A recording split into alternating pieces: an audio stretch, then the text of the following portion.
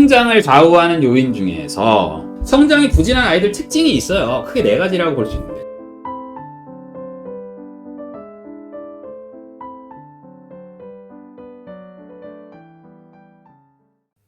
그리고 이제 아이들의 성장을 좌우하는 요인 중에서 중요한 것이 이제 계절의 영향. 이 재밌는 게 봄에 나무가 자라듯이 아이들이 실제로 키가 잘 크고, 가을에는 말이 살이 찌는 것처럼 실제로 살이 붙어요.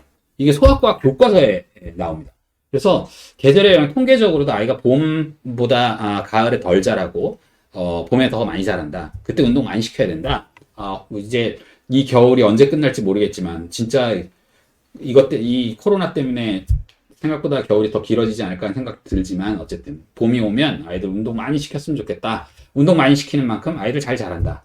사회 경제적 여건도 역시 아이들의 성장에 영향을 줍니다. 그래서 물질적으로 풍요한 아이들이 아무래도 조금 더 마음의 여유가 생기고, 그 다음 것이 이제 정신적인 여건에서 스트레스를 좀 덜 받는 경향이 있어서 아무래도 좀 더 잘한다, 이런 통계가 있습니다. 실제 이것도 통계가 재밌는 것이 방학 때 애들이 더 많이 커요.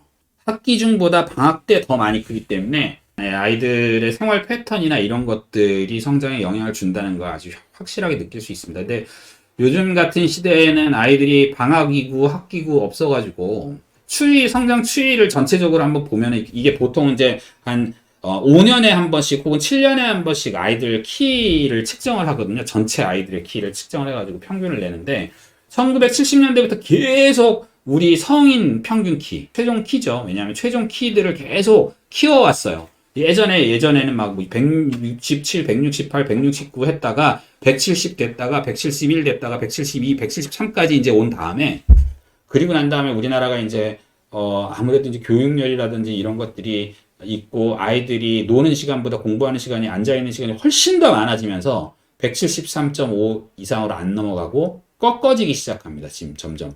다시 최종 성장치죠. 최종 성장치의 절대값이, 평균값이 점점 아주 미약하나마 떨어지고 있다는 사실은 실제로 아이들 스트레스가 성장에 큰 영향을 준다, 이렇게 볼 수 있겠어요. 모성 결핍 같은 경우에도 마찬가지죠. 이런 거는 이제 뭐 예를 들면 부모님 안 계신 가정이라든지 이런 가정의 평균적인 성장이 일반적인 가정의 성장보다 좀 떨어진다, 이런 것들을 반영하기도 하니까요. 근데 그 외에도 사실은 아이들이 뱃속에 있을 때 우리 부모님들이 어떠한 것들을 해줘야지, 혹은 어떠한 것들을 안 해야지 아이들 성장에도 혹은 정신적 스트레스도 초기 박탈이라고 보통 얘기하는데, 그런 심리적 영향을 안 준다는 얘기는 조금 이따 더 하게 될 테니까 또 말씀을 나누면 될 것 같고요. 지역에 의한 차이, 이건 뭐 당연히 도시가 좀 더 크다고 하는데, 아까 스트레스와 관련되어 있는 얘기, 경제적 여건과 관련되어 있는 얘기가 맞물려가지고, 농촌이지만 소득 수준이 높으면 도시하고 똑같이 큽니다. 그래서 이제 소득 수준, 지역에 의한 차이, 정신적 여건, 이런 것들이 하나의 요인이 아니냐, 사회 경제적 여건에 이런 것들이 들어가지 않냐라고 이제 평가를 하고 있습니다. 당연히 이제 막 그 고지대, 고원지방 이런 데 같은 경우에는 키가 좀 작다, 이렇게 평균적으로 알려져 있습니다. 시대에 따른 차이는 당연히 이제 영양소와 관련되어 있는 이야기이기 때문에 아마도 그럴 것 같고, 그 다음에 운동이 굉장히 중요하죠. 운동하는 사람이 무조건 더 큽니다. 운동하는 사람이 무조건 더 큰다고 보시면 돼요. 혹시 아시는지 모르겠지만, 이제 뭐 그 예전에 아시안 게임에서 그 달리기 육상에서 이제 금메달 따고 했던 아주 가냘프고 키 작았던, 그때 당시에도 키가 크기는 했죠. 162면은 보통 성장이 끝나겠구나 이제 곧, 이렇게 생각할 만한 크기인데도 불구하고 대학 진학한 다음에 8cm가 더 컸어요. 그때까지 왜 라면만 먹고 달리기 연습했다고 그때 막 뉴스에 나오고 그랬었는데, 그 뒤에는 이제 좀 잘 먹었겠죠. 아무래도 금메달 땄으니까. 그러고 난 다음에 운동을 계속하기 때문에 성장이 훨씬 더 늦게까지 이루어졌다. 성장판이 자극이 되는 만큼 큰다고 보시면 돼요. 가만히 앉아있으면 자극이 안 되니까 당연히 그만큼 성장이 불리할 수밖에 없다라고 보시면 될 것 같고, 이제 가끔씩 뭐 이렇게 애가 엄마 아빠 키가 평균인데도 불구하고 키가 평균이 안 된다 그러면은, 보통 이제 거친 상남자 스타일의 아빠들이 이런 얘기 제일 많이 합니다. 야, 뭐 대학교 가도 군대 가서도 커, 걱정하지 마, 이렇게 얘기하는데, 그런 견해 자체가 굉장히 걱정되는 견해입니다. 안 커요. 네, 절대 안 큽니다. 보통 사춘기가 시작되고 난 다음에 3년 뒤부터는 1년에 1cm 큽니다.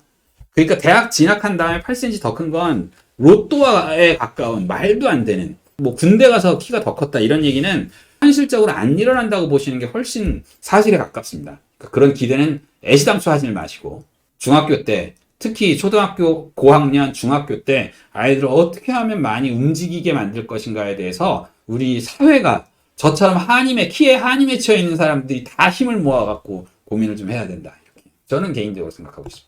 그렇습니다. 어쨌든. 성장이 부진한 아이들 특징이 있어요. 크게 4가지라고 볼 수 있는데 첫 번째, 당연히 안 먹는 애 뭐 얘기할 게 없죠. 영양분 아무래도 이제 씹고 삼키는 훈련이 잘 안 돼 있다고 보통 얘기하는데 뱃속에 이제 아이가 있는 분들도 그렇고 이제 갓 아이를 출산하시는 분들도 그렇고 이거를 상상해 보시면 좀 좋아요. 그 어른들도 타이레놀 하나를 먹을 때 어떤 사람들은 그냥 알약탕 넣고 꿀떡 삼켜갖고 먹을 수 있는 사람이 있고 저 같은 경우에는 물을 한 컵 다 마셔야지 겨우 알약 하나 2개를 삼켜요. 이게 씹고 삼키는 훈련, 이 목에 있는 근육들이 서로 되게 막 조화롭게 작용해갖고 삼키는 훈련이 되어 있는 사람과 안 되어 있는 사람의 차이가 크거든요. 사실 씹고 삼키는 훈련이 잘 안 되면 초등학교 때 먹는 것 때문에 엄마 아빠랑 실갱이를 많이 해야 됩니다. 그래서 만 3돌 이전에 얼마만큼 씹고 삼키는 훈련이 잘 되도록 만들 것인가 하는 건 성장에 있어서 굉장히 중요한 관건 중에 하나다. 그래서 3돌이 될 때까지 물론 엄마젖 빠는 거는 그렇다 치죠. 그냥 사실 뭐 물이잖아, 액체니까. 그리고 이유식 시기 이제 걸쭉한 거 먹기 시작하면서 애들이 입이 달라져요. 그리고 실제 이유식 끝나고 난 다음에 어른밥을 먹으면서 돌 지난 다음이죠. 이때부터 아이들이 실제로 입에 물고 안 삼키거나 아니면 밥 한 그릇 먹는 데까지 1시간 넘게 걸리거나 이런 친구들이 막 생기기 시작합니다. 이때에 아이들이 씹고 삼키는 훈련이 잘 되도록 먹어야 되는데 잘 안 먹는 것은 묽게 쉽게 삼킬 수 있게 해주시고 그리고 뭐 안 먹어도 괜찮은 건데 좋아하는 것 같으면 딱딱하게 해주시고 해서 자꾸 씹고 삼키는 훈련을 잘 시켜야 된다고 생각합니다. 물론 당연히 6개월 이전에 이제 모유나 혹은 분유나 이렇게 주실 때는 큰 이슈가 되지 않을 텐데 이유식 주면서 유동식이냐 반고형식이냐 이 사이를 왔다 갔다 지그재그로 가시면서 아이들이 씹고 삼키는 걸 잘하도록 만들어주시는 게 굉장히 중요하다. 이거 머릿속으로 기억을 좀 해주시면 좋을 것 같고 감기를 달고 사는 아이 보통 이제 엄마의 면역 세포들을 6개월치를 얘가 몸 안에다 품고 뱃속에서 나오게 돼요. 그렇기 때문에 원칙적으로는 생후 6개월까지는 감기 안 걸려야 정상입니다. 그런데 보통 아이들이 생후 2개월부터 감기 걸리거나 무슨 폐렴이 있거나 이런 종류의 이슈들을 가지고 있는 아이들이 있습니다. 이런 친구들은 실제로 나중에 면역력 때문에 굉장히 신경을 많이 써야 되는 아이로 클 가능성이 있거든요. 그래서 이런 아이들 같은 경우에는 평상시에 감기 관리하거나 아니면 사실 엄마 뱃속에 아이가 있을 때나 아니면 아이가 태어나자마자 할 수 있는 게 많이 없을 때는 뭘 해야 되냐면요. 우리 인체 면역의 80%를 차지한다고 있는 장 면역을 키우기 위해서 무조건 유산균을 먹이셔야 됩니다. 아이한테 유산균 먹이기 힘들면 엄마가 드시면 돼요. 모유를 주면 엄마 모유를 통해서 유산균이 감염돼요. 이걸 균이니까 감염입니다, 이게. 그래서 감염되기 때문에 엄마가 드시면 돼요.